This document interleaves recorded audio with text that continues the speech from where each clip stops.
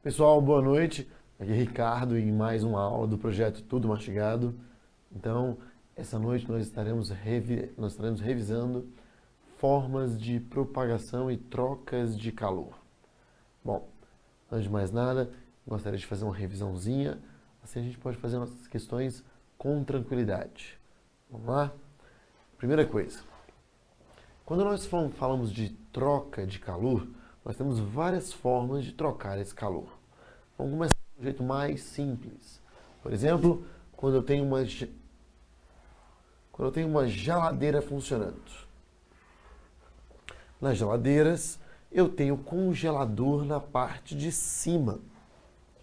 A razão pela qual o congelador fica na parte de cima é porque esse congelador está lá para resfriar o ar.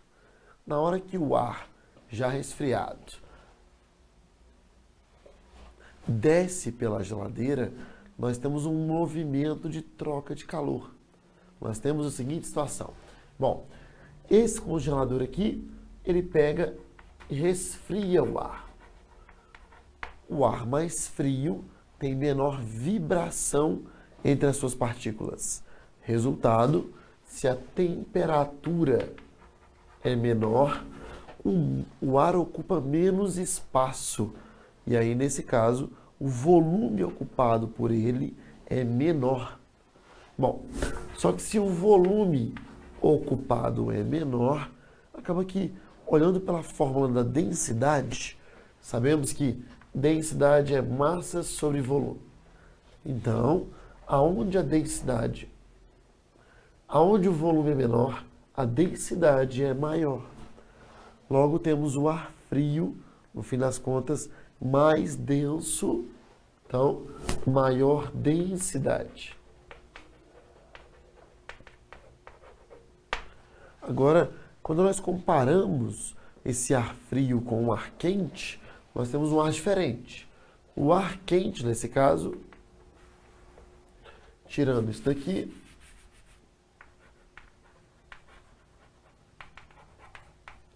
no caso do ar quente, nós temos uma maior temperatura. Se temos uma maior temperatura, as moléculas vibram mais, as moléculas se espalham mais. Resultado, o espaço ocupado pelo gás, pelo ar, é maior. Se o espaço é maior, o volume ocupado é maior, terminamos com uma menor densidade. Então, temos uma densidade menor. Na geladeira, o raciocínio é que o congelador libere ar frio. Esse ar frio tende a descer pela geladeira, resfriando os alimentos. Na hora que ele chega na parte mais baixa da geladeira, ele já absorveu energia dos alimentos e aí ele passa a ser um ar quente. Como ele passa a ser ar quente, ele é menos denso e ele sobe. Então, a geladeira funciona com um movimento de ar quente e ar frio. O ar-condicionado funciona do mesmo jeito. O ar-condicionado deve ser instalado num ponto bem alto do cômodo.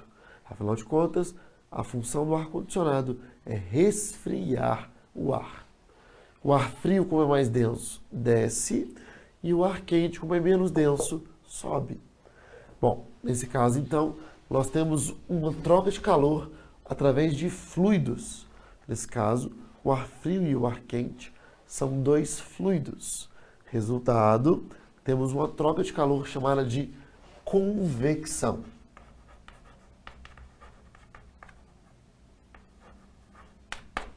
Convecção é a troca de calor usando massas de fluidos diferentes. Temos várias aplicações, como por exemplo, quando você mistura leite no café quente. Você está colocando um fluido, o leite frio e o café que está quente. Na hora que você mistura os dois, você percebe um movimento de mistura deles. Você vê o café que está mais quente subindo, o leite mais frio descendo. É graças à convecção, à corrente de convecção. Bom, é importante dizer que para que você tenha convecção, você precisa de massas de fluidos. Ou seja, no espaço, por exemplo, onde nós não temos gases, fluidos, nós não teríamos convecção. Ela não funcionaria. Agora, outra forma de troca de calor possível é quando nós temos a irradiação.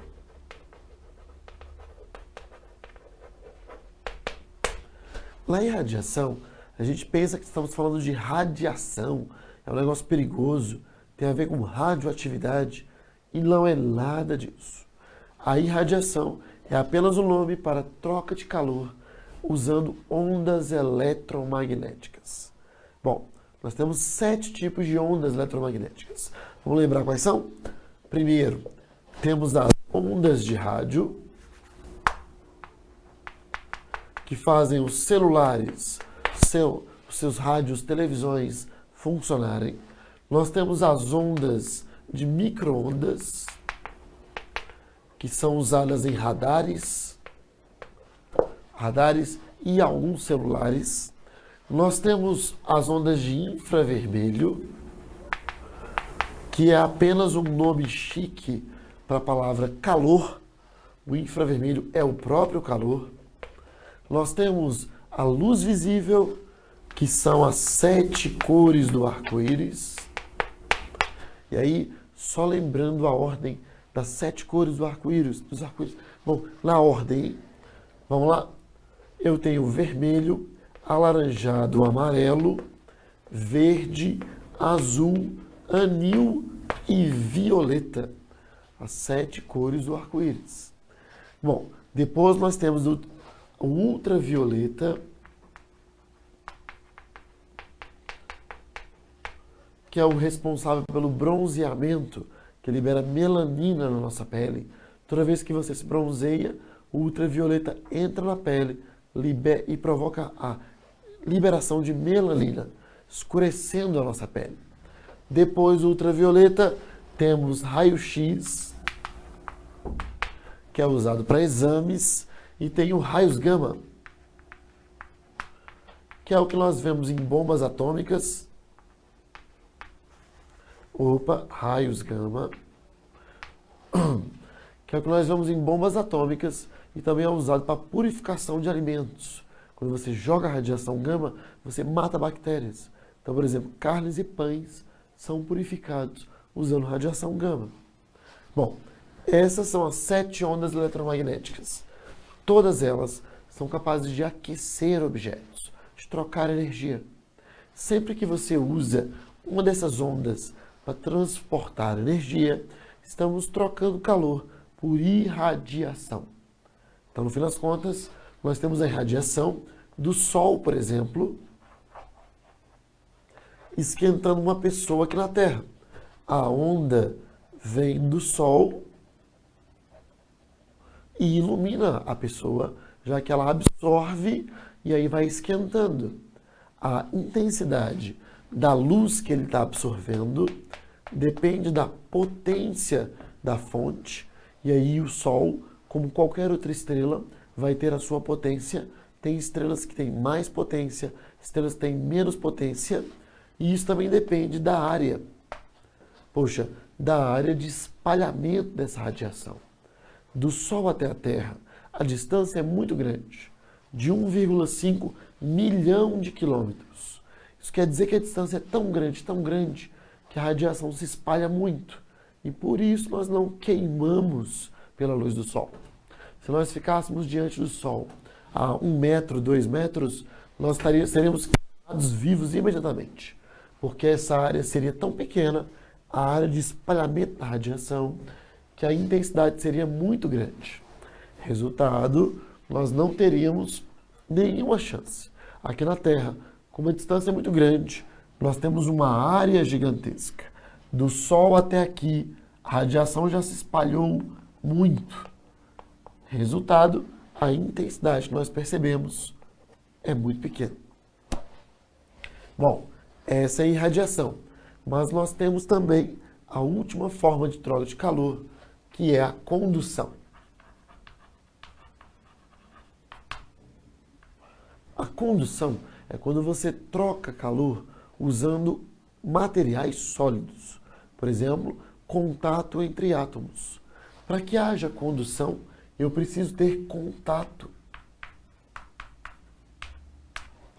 No espaço, portanto, eu conseguiria transferir calor através da irradiação, já que eu não preciso de nada.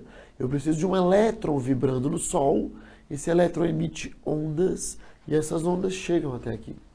Eu não preciso de átomos tocando um no outro. Então, no espaço, a irradiação funciona, a convecção não, a condução menos ainda. Bom, a condução segue a lei de Fourier. Nós falamos assim: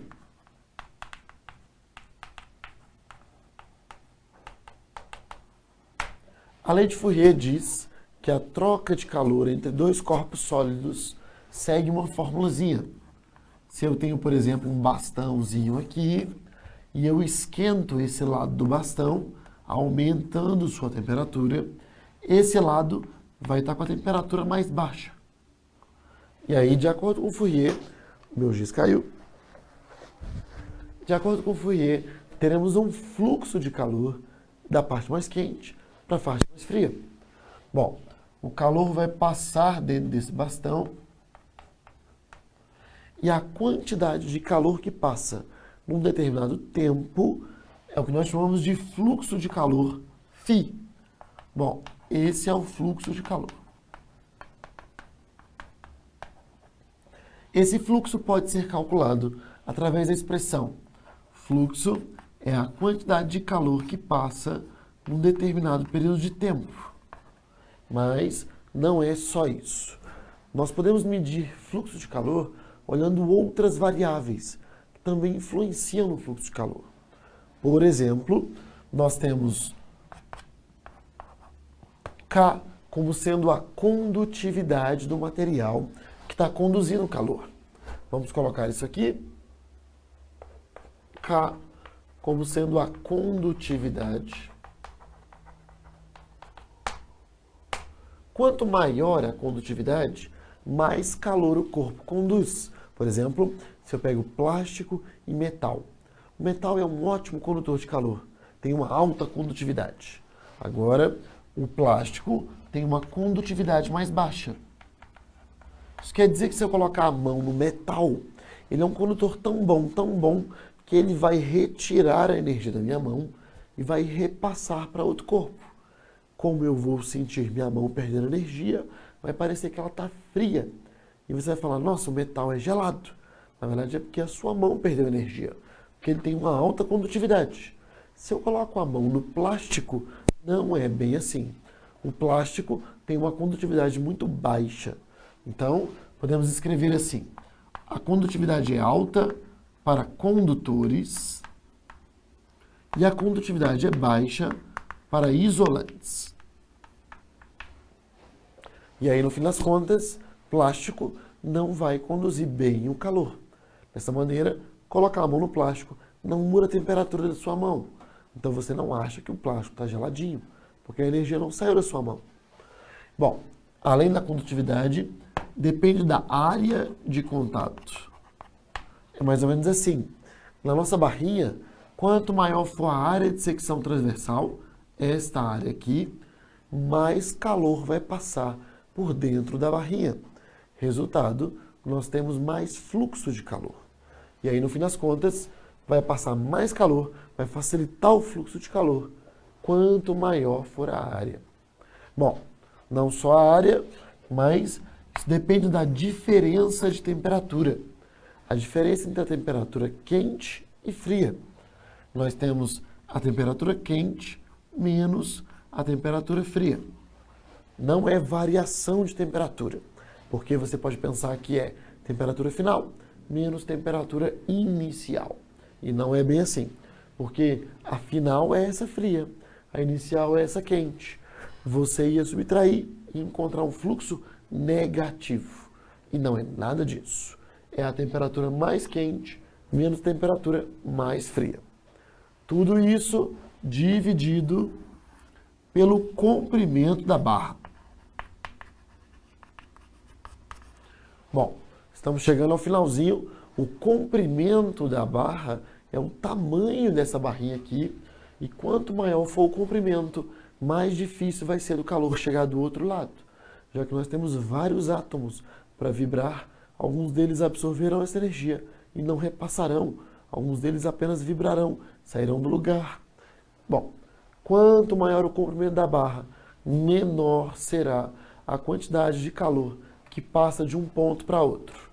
E aí, no fim das contas, o comprimento é inversamente proporcional ao fluxo de calor. Pois bem, revisamos tudo o que precisávamos para fazer nossa questãozinha. Agora, vamos resolver uma questãozinha, mas antes de resolver nossa questão, bom, eu tenho uma perguntinha, um desafio para você. Antes de resolver qualquer coisa, uma dúvida. Falamos que no espaço nós não temos nada a não ser irradiação. A pergunta é, coloquei água para ferver. Quais são as formas de troca de calor que você reconhece? Pare e pensa um pouquinho. Quando nós temos água fervendo no fogão, quantas você consegue reconhecer? Pensa aí com carinho. E aí? Pensou? A resposta é todas. Quer ver? Permita-me mostrar. Coloquei água na panela para ferver. Primeira coisa, eu tenho o fluxo de calor que sai do fogo, e aí esse fogo é pura energia. O fogo libera calor, que é uma onda eletromagnética. Isso quer dizer, então, que nós temos irradiação esquentando a panela. Mas, logo depois, a panela que recebeu esse calor por estar em contato com a chama vai transmitir esse calor para a água. Como a panela está em contato com a água, nós temos condução de calor, já que eles estão em contato. Por último, nós teremos a água fervendo. As partes internas da água vão transmitir calor umas para as outras. Aquela água que estava em contato com a parte de baixo, que recebeu o calor, agora vai subir, já que ela ficou menos densa. Então nós temos a convecção acontecendo quando a água vai fervendo. Por isso que você vê bolhas durante a fervura da água. É a água menos densa, mais quente, subindo para a superfície. Então, quando você ferve a água, nós temos as três formas de propagação de calor. Os três casos. Bom, e aí? Menos um desafio? Pronto para mais um desafio? Vamos ao nosso último desafio, então. Pense comigo o seguinte. Você já deve ter percebido que algumas pessoas usam garrafinhas de metal para guardar água. Poxa, deve ter visto que as garrafinhas são de ferro. Quando você pega, na verdade é alumínio, na verdade. Quando você pega na garrafinha, ela parece bem gelada e as pessoas usam para guardar água ali dentro. Aquelas garrafinhas são péssimas opções para se guardar água. Por quê? E aí? Já pensou por quê? Bom, essa é fácil, né? Bastava você lembrar que nas garrafinhas de metal nós temos uma alta condutividade. Resultado, a temperatura da água não está condizente com a temperatura da superfície da garrafa. Porque na hora que você encosta na garrafa, ela está se resfriando na sua mão. Então dá a sensação de que a água está fria. O que não é verdadeiro. Na verdade, a água está quente lá dentro. E quando você pega na garrafinha, você está esquentando ela mais ainda, transportando calor, energia da sua mão para a água. Bom, a única coisa que faltou para a gente falar é sobre a garrafa térmica. Vamos entender com calma quais são as formas de calor, as formas de troca de calor que estão presentes na garrafa térmica. A garrafa de café. Enquanto você vai pensando,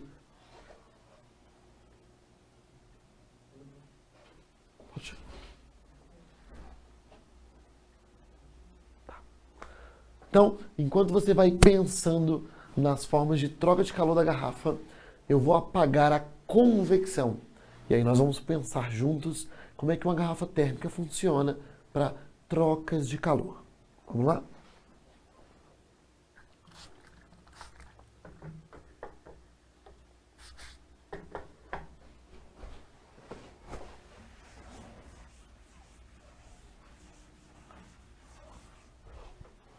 E aí, pensou?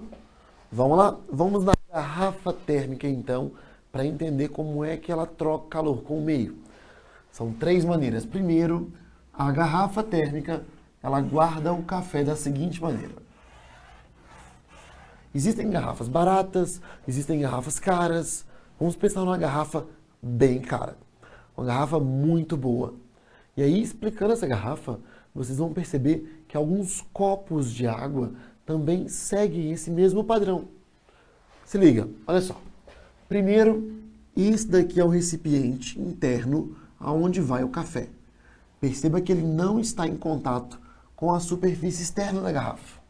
Inclusive, tem mais. Algumas garrafas fazem vácuo entre a superfície externa e a superfície interna. Dessa forma, se não existe nada entre a parte que você encosta na garrafa e o recipiente onde o café está, você evita troca de calor por condução. E aí você não estará resfriando o café. Bom, dentro do café, garrafa de café, você deve ter percebido que as paredes são laminadas. Elas são, elas refletem a luz. Mas será que é porque o café tem que refletir a luz? Bom, não é bem assim. Elas são laminadas por dentro. A intenção é refletir as ondas de infravermelho. Dessa maneira, o café que está aqui dentro, vamos colocar o café aqui, ele está emitindo ondas eletromagnéticas, ondas de infravermelho. Esse infravermelho bate na parede, como elas são refletoras, e esse infravermelho não vai embora. Ele fica refletindo aqui dentro, até que chega na tampa, e aí nós temos uma tampa para isolar.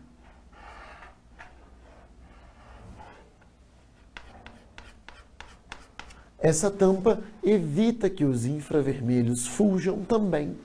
Esse infravermelho fica batendo aqui dentro e refletindo. Ele volta para o café e volta a esquentar o café. Bom, mas a tampa não serve só para prender o infravermelho, assim como a parte laminada da garrafa. A tampa também evita a convecção, já que a garrafa, no fim das contas, vai evitar, a tampa da garrafa vai evitar que o ar aquecido pelo café suba. Afinal de contas, esse ar, por ser mais quente, ele fica menos denso. Resultado, ele tende a subir pela garrafa. E aí essa energia fugir pelo ar. A tampa da garrafa evita essa fuga. Dessa maneira, a tampa da garrafa isola o café. Então, a garrafa de café, ela é blindada contra todas as formas de troca de calor. Dessa maneira, não temos nenhuma troca. E a garrafa é maravilhosa. Bom, para terminar a nossa aula, a última coisa que eu devo dizer é: você está no deserto. E aí no deserto, dentro do seu carro quebra, o ar-condicionado para de funcionar. Você precisa descer do carro e andar 30 quilômetros para buscar ajuda.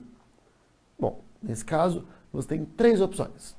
Ou você desce do carro usando a menor quantidade de roupas possível, blusa cavada, rasga as mangas, tira a blusa às vezes, sai só de shortinho, não sei, alguma coisa. A segunda opção é que você saia com uma burca, mas é uma burca branca. E a terceira opção também é uma burca, mas é uma burca preta. E aí, qual você acha que é a melhor opção para que você saia no deserto com chances de sobrevivência? Bom, e aí? Pensou? Eu vou apagar o quadro em radiação enquanto você pensa na resposta.